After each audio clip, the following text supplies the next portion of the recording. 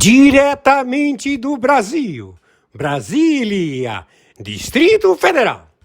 Quem vos fala, mestre Dinho, trazendo sempre informações na palma da sua mão, com notícias de utilidade pública, nacional e internacional.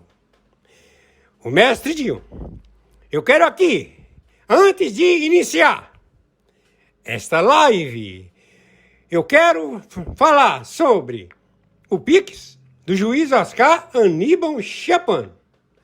Pix, Oscar Aníbal Chapan, @gmail.com. Repito, Oscar Aníbal Chapan, @gmail.com. Está na descrição desse vídeo.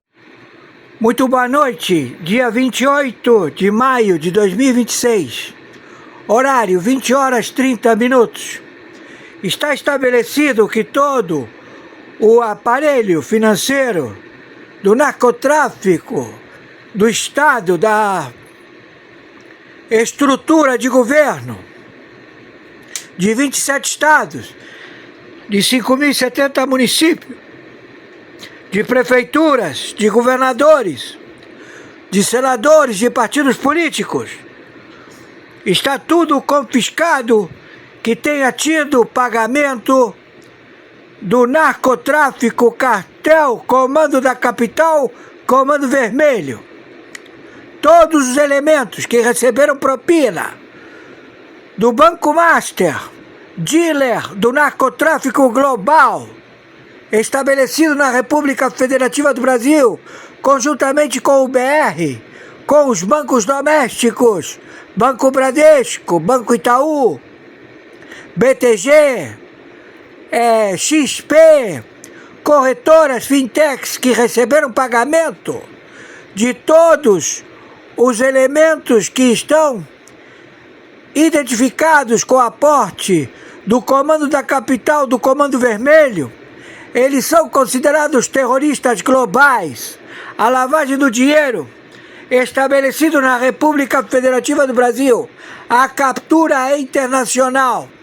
Então nós temos senadores, ministros, deputados e também componentes da Suprema Corte, do Pleno da Corte, do Supremo Tribunal Federal do Brasil, da ORCRIM, Gilmar Mendes, que ele tem o braço estendido a toda a Europa, lava o dinheiro do narcotráfico em toda a Europa, na sua Câmara Arbitral e homologa na Inglaterra, tudo já identificado. Então, nós estamos confiscando todo o capital destas engenhocas financeiras em todo o território, em todo o planeta, destas fintechs.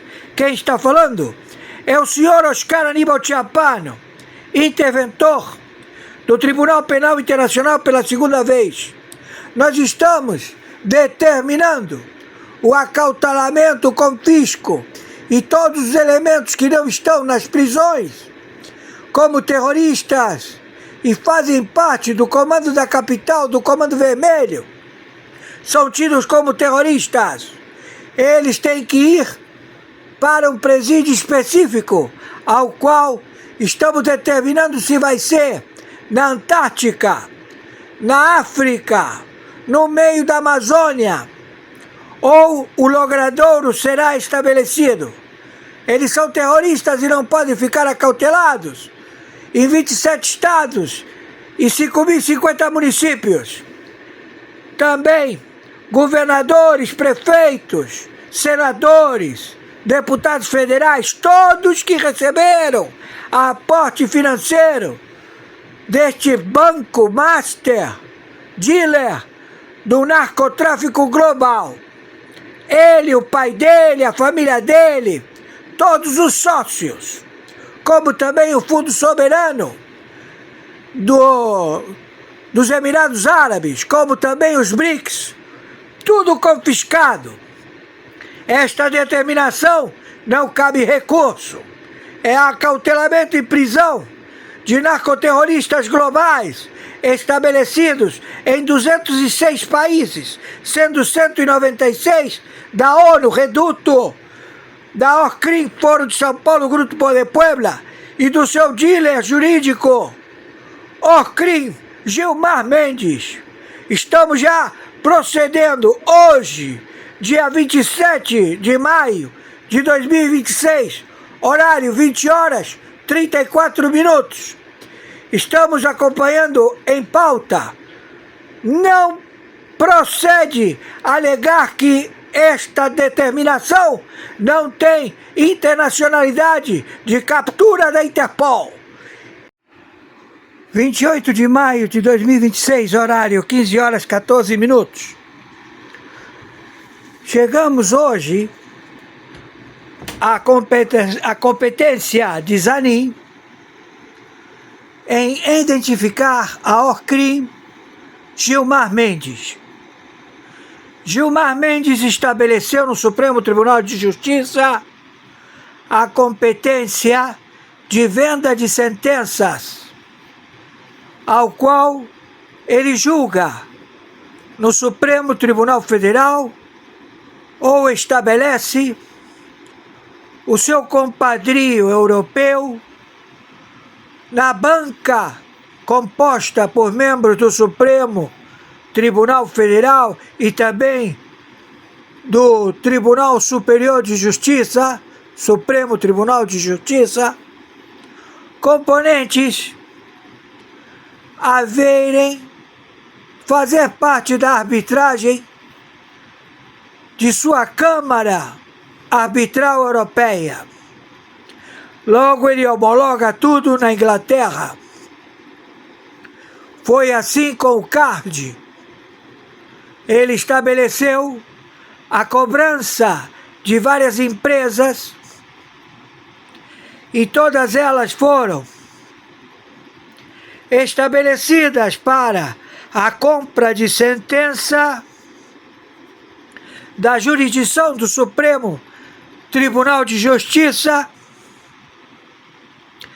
e logo a em seguir o compadrio e também a sociedade ou venda de sentença da Câmara Arbitral da OCRIM Gilmar Mendes na Europa.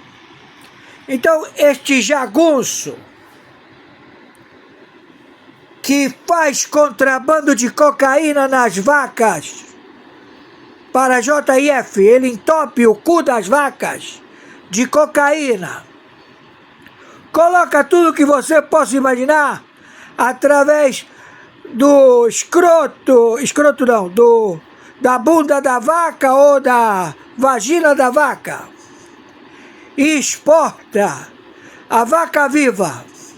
Certamente que se romper qualquer volume, a vaca morre e ela chega lá morta. Então esta OCRIM do Gilmar Mendes, ela foi denunciada pelo escritório de assassinatos que eles comportam, onde o Alexandre de Moraes e o Zanin têm acesso e fazem parte ao contrato de investigações de magistrados e também assassinato dos magistrados e dos membros das autarquias, PGRs, Ministério Público. Então esta turma não tem nenhum filho da puta aí, mocinha. Ou seja, eles são ardilosos, gangster, assassinos, meticulosos, que como estamos debruçados na investigação da OCRIM Gilmar Mendes e o seu arcabouço da Câmara Arbitral de Portugal Europeia, que homologa na corte da Inglaterra, estamos todos a investigar este filho da puta, sapo boi, ministro da puta que o pariu, Gilmar Mendes, ele e os filhos e as suas concubinas, tudo já investigado. Então, sapo boi, tu vai morrer tossindo. Por favor, as matérias elas vão estabelecer mais conhecimento. Por favor, as matérias elas vão estabelecer más conocimiento. El dinero que tenía oculto Jorge Rodríguez en Panamá fue bloqueado. Su cuenta bancaria en el Banco Nacional de Panamá ha sido oficialmente bloqueada y congelada por las autoridades del país. No se habla de una cifra cualquiera. Las fuentes revelan una cantidad astronómica que insulta la realidad de millones de venezolanos. Según la información filtrada, la cuenta tenía la escandalosa suma de 4.600 millones de balboas. Es vital recordar que el balboa panameño tiene paridad 1 a 1 con el dólar estadounidense. Estamos hablando de 4.600 millones de dólares guardados en el extranjero, mientras el pueblo venezolano padece la peor crisis humanitaria de su historia. Porque con todo lo que han robado todos, Venezuela no va a ser tan fácil para levantarse en corto tiempo si toda esta gente desfalcó al país, casi todos por igual. No sé si competían entre ellos a ver quién robaba más. Las fuentes señalan que usaban la moneda local panameña para intentar camuflar la cuenta y que no llamara la atención de los rastreos internacionales de dólares, pero la inteligencia financiera no son bobos o tontos. El plan se desmoronó cuando las autoridades dieron con el nombre de Daniela Rivas. Para quienes no saben quién es Daniela Rivas, es la periodista esposa de Jorge Rodríguez. ¿Y quién se cree ese cuento de que una periodista tenga tanto dinero? Ellos solos en su misma mentira. Jorge Rodríguez es el principal operador político y psiquiatra del régimen de Nicolás Maduro. Este hallazgo demuestra una vez más cómo utilizan a su entorno familiar para esconder el dinero producto de la corrupción. La comunidad internacional sigue cerrando el cerco contra quienes han desvalijado a Venezuela. El dinero que tenía oculto Jorge Rodríguez en Panamá fue bloqueado. Su cuenta bancaria en el Banco Nacional de Panamá ha sido oficialmente bloqueada y congelada por las autoridades del país. No se habla de una cifra cualquiera. Las fuentes revelan una cantidad astronómica que insulta la realidad de millones de venezolanos. Según la información filtrada, la cuenta tenía la escandalosa suma de 4.600 millones de balboas. Es vital recordar que el balboa panameño tiene paridad 1 a 1 con el dólar estadounidense. Estamos hablando de 4.600 millones de dólares guardados en el extranjero, mientras el pueblo venezolano padece la peor crisis humanitaria de su historia. Porque con todo lo que han robado todos, Venezuela no va a ser tan fácil para levantarse en corto tiempo si toda esta gente desfalcó al país, casi todos por igual. No sé si competían entre ellos a ver quién robaba más. Las fuentes señalan que usaban la moneda local panameña para intentar camuflar la cuenta y que no llamara la atención de los rastreos internacionales de dólares, pero la inteligencia financiera no son bobos o tontos. El plan se desmoronó cuando las autoridades dieron con el nombre de Daniela Rivas. Para quienes no saben quién es Daniela Rivas, es la periodista esposa de Jorge Rodríguez. ¿Y quién se cree ese cuento de que una periodista tenga tanto dinero? Ellos solos en su misma mentira. Jorge Rodríguez es el principal operador político y psiquiatra del régimen de Nicolás Maduro.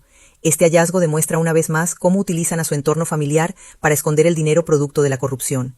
La comunidad internacional sigue cerrando el cerco contra quienes han desvalijado a Venezuela. El exdirector del FBI, James Comey, se encuentra ya en custodia de las autoridades federales por una acusación de haber amenazado al presidente Donald Trump, después que se encontró unos escritos con respecto a la muerte del presidente Donald Trump, y él fue quien se encargó de anunciar esto y publicarlo en sus redes sociales.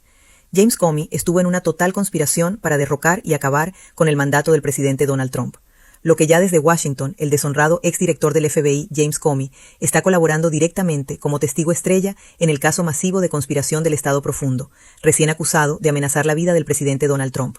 Comey ha llegado a un acuerdo de clemencia y ahora se prepara para testificar ante un gran jurado, contra el propio Barack Hussein Obama, contra Joe Biden, contra Hillary Clinton, John Brennan, Andrew McCabe, Susan Rice, Adam Schiff y todos los que trabajaron en el tiempo de Obama detrás del engaño del Russia Gate y el intento de golpe traicionero contra Donald Trump.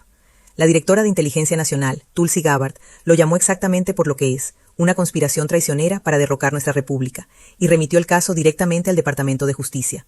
Comey, conocido desde hace tiempo como un cobarde egoísta, ahora está delatando nombres y revelando dónde están enterrados todos los cadáveres para salvar su propio pellejo. Esto va a ser el juicio del siglo. El presidente Trump ha sido completamente reivindicado, el Estado Profundo finalmente se está desmoronando y la verdadera justicia está en camino. El pueblo estadounidense verá poco a poco cómo se va drenando ese pantano de una vez por todas. lo que quiso decir que la salida inmediata de Pam Bondi, la ex fiscal general, fue por esta razón y muchas razones. Ella estaba protegiendo a estos delincuentes, trabajaba para el Estado profundo, y por esta razón no se veían los arrestos de todos ellos por parte de Pam Bondi. Ella estaba dándole larga a los procesos y tardándolos, porque solo esperaba, como muchos del Estado profundo, dos cosas: las elecciones de medio término, donde esperan como ganadores a los demócratas en el mes de noviembre, y las elecciones presidenciales, esperando la salida y culminación del mandato de Trump. Pero lo que ella no sabe, o si lo sabe y no lo quiso ver, es que el presidente Donald Trump, antes de culminar su mandato, necesita dejar el pantano bien drenado y limpio todo el sistema corrupto de este país, y no iba a darle chance a Pam Bondi de atrasar más los procesos.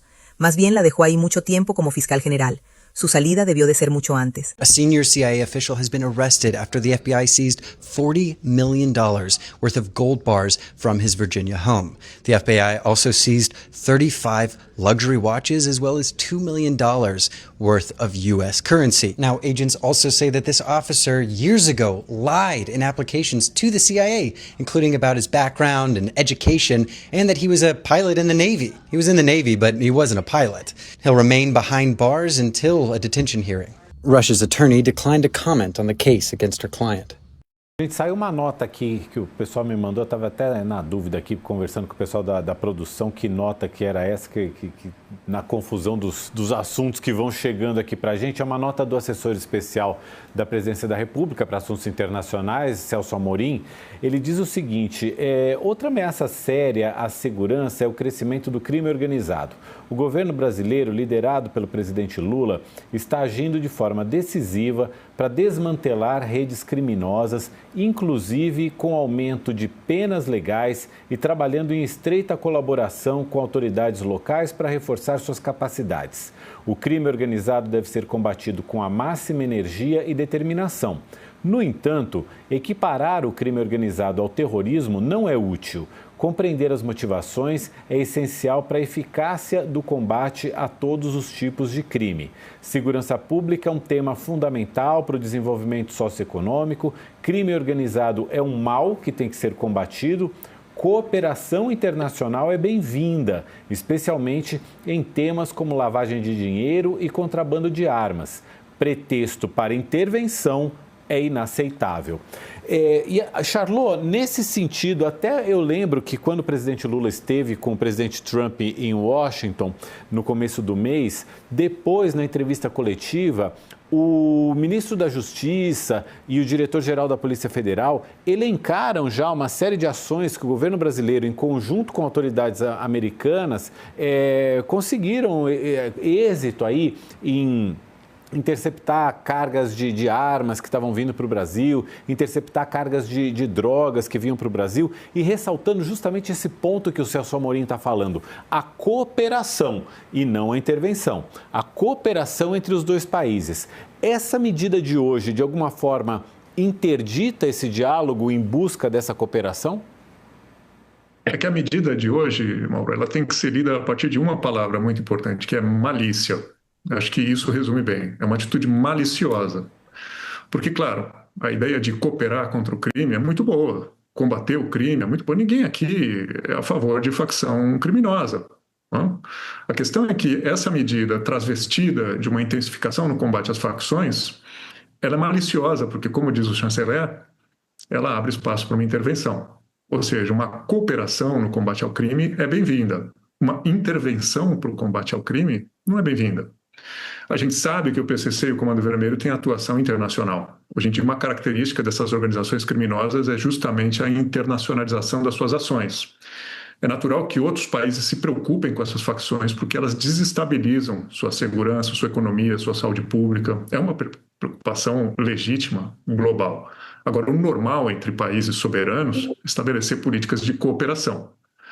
Quando o governo Trump começa a bombardear cidadãos de países como a Venezuela, de países que estão aqui do lado do Brasil, faz fronteira com a Venezuela, a coisa começa a mudar de figura. Nota, por exemplo, que o Amorim fez essa manifestação a partir de onde? Ele está em Moscou. O assessor do Lula está em Moscou participando de um encontro com mais de 100 países para discutir segurança internacional. Então, existe uma preocupação compartilhada no mundo sobre essa posição intervencionista dos Estados Unidos. É evidente que Trump tem uma postura bastante mais agressiva do que os presidentes anteriores dos Estados Unidos, e ele tem usado o seu poder para intervir em países de maneira completamente pessoal e unilateral. O temor é que ele faça isso no Brasil, porque não é um anúncio de cooperação no combate ao crime através do estrangulamento de instituições financeiras, através de maior policiamento de fronteiras, medidas alfandegárias, não é isso. E novamente não quero ser alarmista, mas é uma coisa que traz a palavra guerra para a discussão.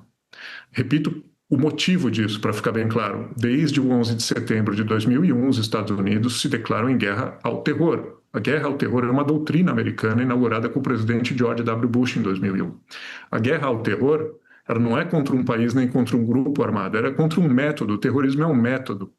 Então, quem os Estados Unidos acusarem de fazer uso desse método é um inimigo numa guerra dos Estados Unidos. Essa é a questão. Eles passam a incluir cidadãos brasileiros que fazem parte dessas facções como alvos legítimos numa guerra. E isso muda completamente a figura. É por isso que o chanceler, o ex-chanceler, né, hoje assessor do Lula, fala exatamente em intervenção, porque a guerra é caracterizada por isso, pela intrusão, pela violação do espaço nacional, por medidas de força unilaterais que violam a perspectiva de cooperação e que impõem medidas de força, inclusive com a morte, com ataque a cidadãos.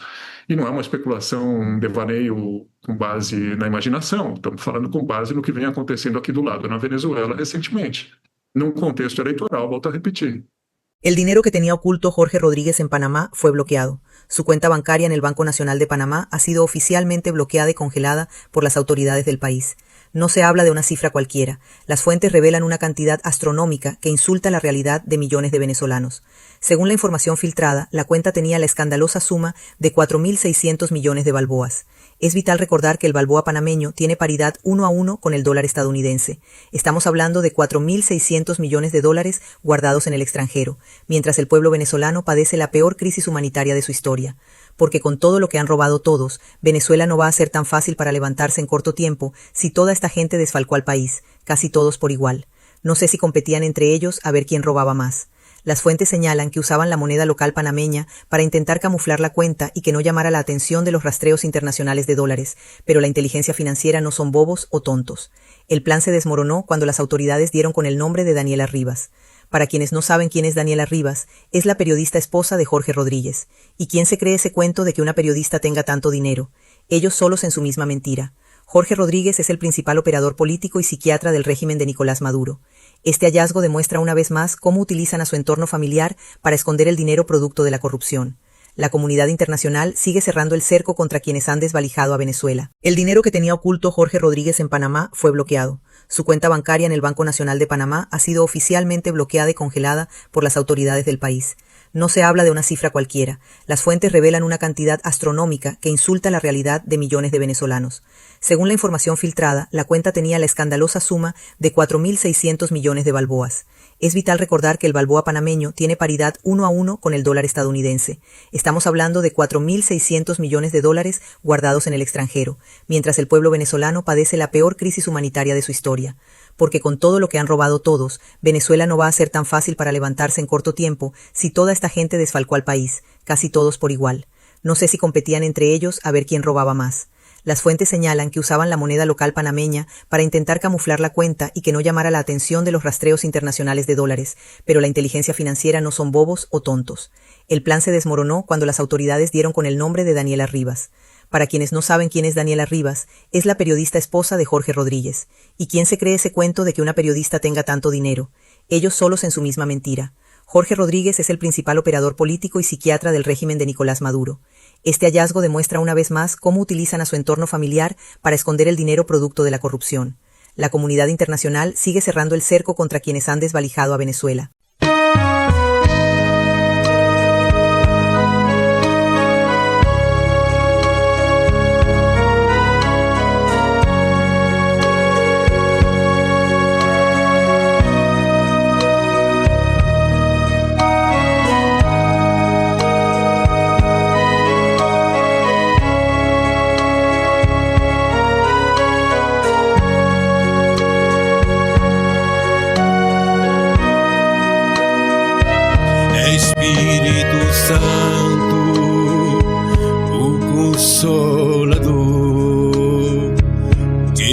sustenta e consola o povo de Deus. É Espírito Santo, a luz de Deus. És um só Deus, verdadeiro Criador. É Espírito Santo, és a verdade que o mundo não pode receber. Vem renovar todo o meu ser, no nome de Cristo. Que felicidade! Espírito Santo, vem me envolver. Quero erguer teu altar em meu coração. Dai-me tua direção e teu saber, pois o meu desejo é melhor te conhecer.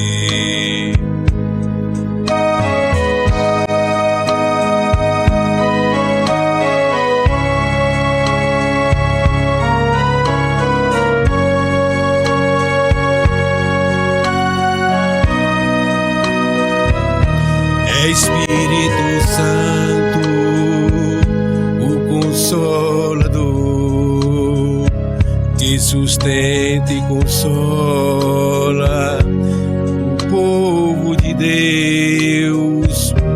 É Espírito Santo, a luz de Deus. És um só Deus, verdadeiro Criador.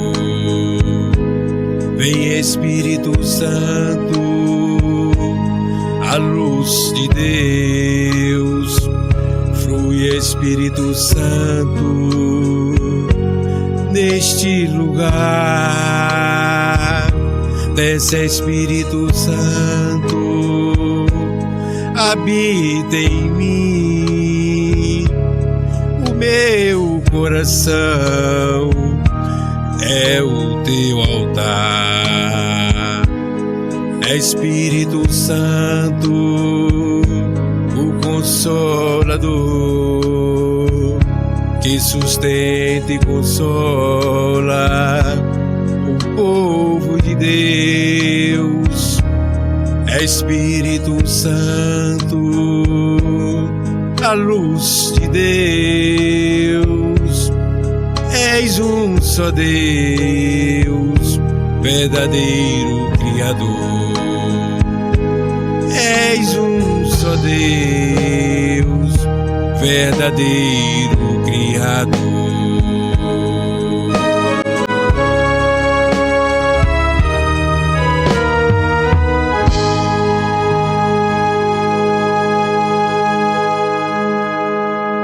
Fúria épica, como EUA e Israel desmantelaram o poder militar iraniano. As operações militares conduzidas pelos Estados Unidos e por Israel contra o Irã representam uma das mais impressionantes demonstrações de poder aéreo, integração operacional e supremacia tecnológica da história militar contemporânea. As matérias Epic Fury 1 Leazed, de Tim Ripley, Shattered Shields, de Babak Tagvai, Fury from the Sea, de Mickey Crute, e Heading to the Desert, de Alan Warnes, entre outras, publicadas pela Air Forces Monthly entre maio e junho de 2026, descrevem um quadro inequívoco. Os americanos e israelenses impuseram perdas devastadoras às forças iranianas enquanto sofreram danos relativamente limitados em comparação ao inimigo. Do ponto de vista puramente militar, a campanha revelou um contraste brutal entre uma máquina de guerra moderna, integrada e altamente profissional, representada por Estados Unidos e Israel, e uma teocracia islamista envelhecida, apoiada em ataques de saturação por mísseis e drones, guerras por procuração e estruturas militares vulneráveis. O colapso do escudo iraniano. Os ataques iniciais da Operação Fúria Épica, denominada Operação Rugido do Leão pelo lado israelense, foram planejados para destruir aquilo que Teherã apresentava como sua grande proteção estratégica, a combinação de defesa aérea, bases de mísseis, centros de comando e instalações da Guarda Revolucionária Islâmica. O resultado foi devastador para os iranianos. Segundo os articulistas da Air Forces Montli, forças americanas e israelenses atingiram radares, centros de comando, depósitos subterrâneos, instalações navais, fábricas de mísseis e sistemas antiaéreos em ataques coordenados conduzidos por aeronaves F-15 Strike Eagle, F-16 Fighting Falcon, F-35 Lightning II, B-1 Lancer, B-2 Spirit e B-52 Stratofor III, além de drones e mísseis de cruzeiro. A superioridade da coalizão foi evidente desde o início. Israel utilizou extensivamente F-35 e Adir, F-15 e Ra-M e F-16 e Sufa, além de drones, enquanto os Estados Unidos integraram aos recursos aéreos mencionados aeronaves de guerra eletrônica e de reabastecimento, satélites e inteligência em uma campanha contínua de ataques de precisão. As operações envolveram centenas de sortidas em poucos dias e um nível impressionante de coordenação aérea. A defesa iraniana simplesmente não conseguiu acompanhar o ritmo da ofensiva. A destruição da aviação iraniana. Um dos aspectos mais humilhantes para o regime iraniano foi a destruição de sua força aérea e de seus meios estratégicos. Diversas matérias das revistas relatam os múltiplos ataques contra bases aéreas, hangares reforçados, aeronaves estacionadas e centros de manutenção. A força aérea iraniana já era consideravelmente atrasada em comparação com os padrões ocidentais. Grande parte de seus caças derivava de plataformas da década de 1970 ou dependia de manutenção improvisada. Quando confrontada pelas aeronaves americanas e israelenses, que operavam com elevado grau de integração e apoiadas por sofisticados sistemas de guerra eletrônica, ela praticamente desapareceu do campo de batalha. Mesmo quando o Irã conseguiu lançar mísseis e drones contra bases americanas e israelenses, os resultados militares foram bastante limitados. As análises indicam danos localizados e alguns ataques bem-sucedidos contra bases americanas e infraestruturas civis nos Emirados Árabes Unidos, Arábia Saudita, Bahrein, Kuwait, Catar, Jordânia, Omã, Iraque e Israel, mas nada que tivesse impacto significativo no equilíbrio estratégico da guerra. Em contrapartida, os ataques da coalizão destruíram instalações críticas e desestruturaram em larga escala o sistema de comando e coordenação militar iraniano. A supremacia aérea absoluta. Talvez a maior vitória militar da coalizão tenha sido a conquista da supremacia aérea incontestada. Israel e Estados Unidos operaram com liberdade no espaço aéreo iraniano, com aeronaves penetrando repetidamente o território inimigo. As reportagens descrevem ataques realizados ao longo de toda a extensão do Irã, algo que teria sido impensável décadas atrás contra um Estado regional tão bem armado. O Irã havia investido bilhões de dólares ao longo dos anos em sistemas antiaéreos, redes de radares e uma defesa aérea em camadas. A propaganda do regime vendia essas capacidades como suficientes para deter Israel e intimidar os Estados Unidos. A guerra demonstrou o oposto.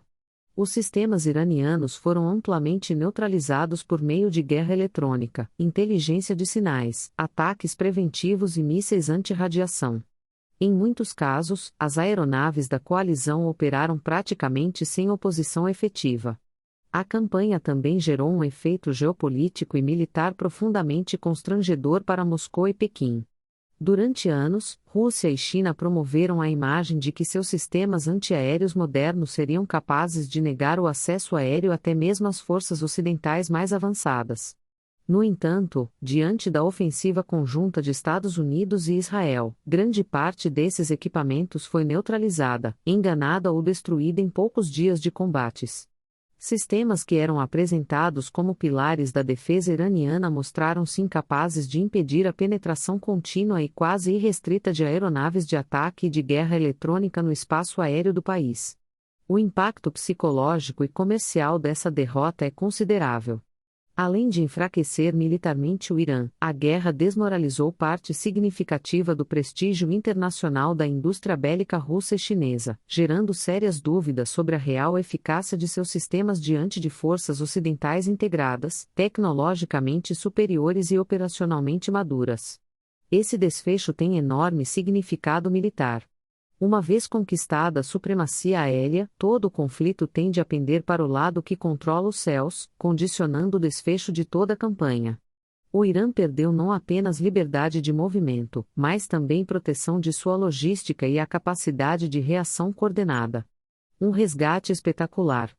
Um dos episódios mais dramáticos de toda a campanha, de acordo com Stefano D'Urso, em New Details Emerge About Rescue Mission Deep Inside Iran, no The Avianist, foi o espetacular resgate da tripulação de um F-15 Strike Eagle do 494º Esquadrão de Caça. Após a aeronave ser abatida por um míssil antiaéreo iraniano em 3 de abril de 2026, os Estados Unidos desencadearam uma das mais complexas e arriscadas operações de busca e resgate em combate, (PSAR), da história recente. Em poucas horas, o piloto foi localizado e retirado do território inimigo por uma força composta por helicópteros HH-60 Jolie Green II, aeronaves HC-130 Combat King II e AD Thunderbolt II, que penetraram o espaço aéreo iraniano em plena luz do dia sob ameaça constante de fogo antiaéreo, mísseis e tropas terrestres. O resgate do oficial de sistemas de arma, gravemente ferido, revelou ainda mais a força operacional e a determinação americana. Durante 36 horas, o oficial permaneceu isolado atrás das linhas iranianas enquanto uma gigantesca força de salvamento era mobilizada. Ao todo, a missão envolveu 155 aeronaves, incluindo 4 bombardeiros estratégicos, 64 caças e 13 outras dedicadas ao resgate. Para confundir os iranianos, ataques de distração foram realizados simultaneamente em 7 locais diferentes, enquanto 2 MC-130 Comando II pousavam em terreno improvisado numa fazenda iraniana para apoiar a extração.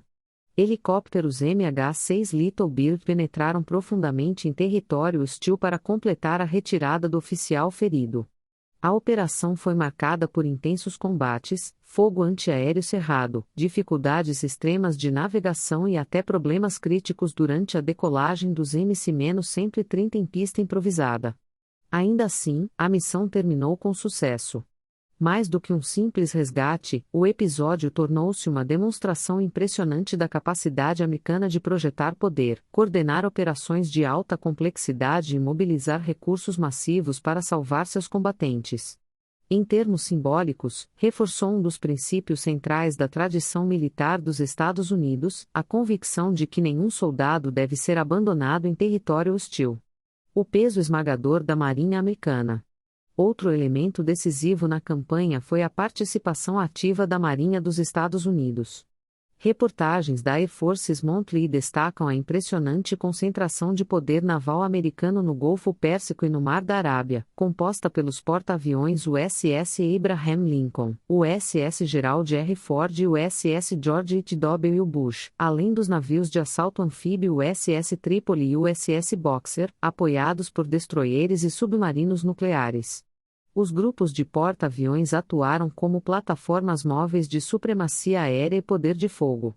Com F-18 Super Hornets, E-18 Growlers de guerra eletrônica e aeronaves de alerta antecipado e 2 Alkei, os americanos conseguiram manter pressão constante e ininterrupta sobre as forças iranianas.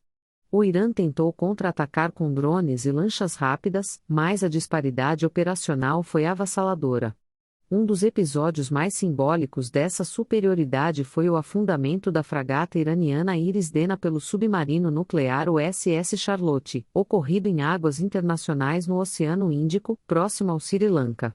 Durante a campanha, a marinha iraniana foi praticamente dizimada, com pesadas perdas em embarcações, instalações costeiras, centros de comando e infraestrutura logística. O controle marítimo permaneceu firmemente nas mãos dos Estados Unidos desde o início até o fim das operações, confirmando mais uma vez a supremacia naval como um dos pilares fundamentais do poder militar americano. As perdas, um contraste brutal. Embora a coalizão tenha sofrido alguns danos, o desequilíbrio de perdas foi evidente. Os iranianos conseguiram atingir bases americanas em países árabes, lançar mísseis contra cidades israelenses e causar danos pontuais em aeronaves e infraestrutura. Talvez o episódio mais notável tenha sido a derrubada de 3 caças F-15 americanos pela defesa aérea iraquiana. Um avião e 3 Sentry, AWACS, também foi destruído em solo na Arábia Saudita durante um ataque iraniano contra bases usadas pelos Estados Unidos. Ainda assim, esses sucessos tiveram impacto estratégico mínimo e não alteraram o curso da guerra. Do lado iraniano, as perdas foram incomparavelmente maiores. Reportagens da Air Forces Monthly descrevem a destruição em larga escala de instalações militares, radares, depósitos de mísseis, centros de comando, aeronaves, navios, hangares e infraestrutura da Guarda Revolucionária Islâmica. Um F-35 israelense abateu um caça iraniano Yak-130 sobre Teherã em março de 2026, o primeiro abate arar da história do F-35 contra uma aeronave tripulada. As baixas humanas também foram significativas, especialmente entre oficiais superiores, operadores de sistemas antiaéreos, cientistas nucleares e membros de elite da Guarda Revolucionária. Essa decapitação da liderança militar enfraqueceu gravemente a estrutura de comando do regime. O próprio líder supremo, Ali Khamenei, foi morto ainda nas primeiras horas do conflito. Em termos militares clássicos, o Irã sofreu o que pode ser descrito como uma desorganização sistêmica, a perda simultânea de capacidade de comando, defesa aérea, logística e ação ofensiva. Em contraste, Estados Unidos e Israel demonstraram alto grau de integração tecnológica, profissionalismo, flexibilidade operacional e superioridade de inteligência, operando de forma coordenada em múltiplos teatros com eficácia muito superior à de seus adversários. A derrota militar também desencadeou uma forte onda de expurgos internos no Irã. O regime intensificou prisões em massa, execuções sumárias por suposta traição e perseguições contra militares, cientistas e civis acusados de colaborar com o Ocidente. Mais uma vez, a humilhação externa resultou em repressão ainda mais dura no plano interno, um padrão clássico de regimes totalitários sob pressão. O significado militar da vitória e suas implicações políticas. Do ponto de vista estritamente militar, o conflito no Irã reforçou algumas conclusões fundamentais sobre a guerra moderna. Primeiro, a supremacia aérea continua sendo decisiva, isto é, quem controla o ar controla o ritmo do conflito. Segundo, tecnologia avançada, inteligência integrada e guerra eletrônica são capazes de neutralizar sistemas defensivos que pareciam robustos. Terceiro, forças profissionais altamente treinadas mantêm uma vantagem esmagadora sobre estruturas militares ideologizadas e politizadas. A campanha consolidou Israel como a principal potência militar regional e reafirmou os Estados Unidos como a única força global capaz de projetar poder de forma maciça e sustentada em qualquer teatro de operações. Para o regime iraniano, o conflito representou uma dolorosa demonstração de suas limitações militares reais. Para americanos e israelenses, tratou-se de uma vitória estratégica de grande importância. Acima de tudo, a operação reforçou a tese de que a combinação ocidental de superioridade tecnológica, treinamento profissional de alto nível e coordenação operacional eficaz permanece extremamente difícil de ser superada, uma ideia que Victor Davis Hanson desenvolveu com vigor em sua obra clássica Porque o Ocidente Venceu, Massacre e Cultura da Grécia Antiga ao Vietnã. Hanson argumenta que a tradição militar ocidental, originada nas polis gregas com seus soldados cidadãos, produziu ao longo da história os soldados mais letais da civilização, caracterizados pela busca não apenas da contenção do inimigo, mas de sua destruição decisiva. Contudo, a grande questão que permanece não é apenas militar, mas política. A campanha demonstrou de forma inequívoca a superioridade operacional de Estados Unidos e Israel sobre o Irã, destruindo bases, degradando defesas aéreas e expondo a vulnerabilidade do regime dos ayatolás. Porém, vitórias militares nem sempre se traduzem em soluções políticas duradouras. O cessar-fogo e as negociações atuais parecem menos um acordo definitivo do que uma pausa armada semelhante ao armistício da Guerra da Coreia de 1953, e não há uma rendição incondicional como a da Alemanha ou do Japão em 1945. O Irã saiu militarmente enfraquecido da guerra, mas não politicamente derrotado. O risco estratégico para Washington e Jerusalém é que Teherã use esse intervalo para reconstruir suas capacidades, reorganizar suas milícias na região e preparar uma nova rodada de confrontação.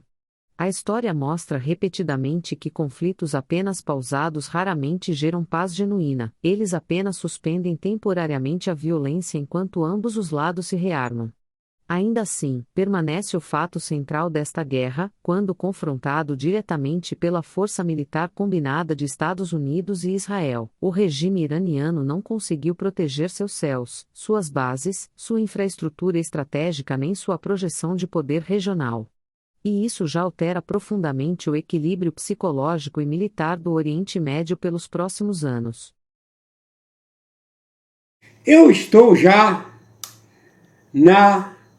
na descrição, né, dessa transmissão ao vivo, ok? Então, vocês poderão verificar que tem uma frase, e no final da frase, logo aí no topo, tem a palavra mais. 4 letras, mais. Indica o que acontece, para vocês entrarem na descrição, né, do celular, do tablet, do notebook ou do computador, clica. Então vocês clicando aí, vocês vão entrar, observar, né, que existe uma palavra perfil social. E depois do perfil social vem Mercado Livre. E está escrito, canal Mestrezinho. Últimas notícias na palma da sua mão. Perfil Mestrezinho, 1949. Eu sou afiliado do Mercado Livre. E é por isso que eu estou aqui aproveitando essa oportunidade para falar com vocês que tem promoções. Eu, como afiliado do Mercado Livre, eu coloquei aí, abaixo da palavra promoções, 2 pontos. Tem aí o link. Todo mundo sabe o que é o link. O link do Mercado Livre. Você clica no Mercado Livre aí, nesse link do Mercado Livre. Não vai sair num só produto, não. Vai sair numa vitrine.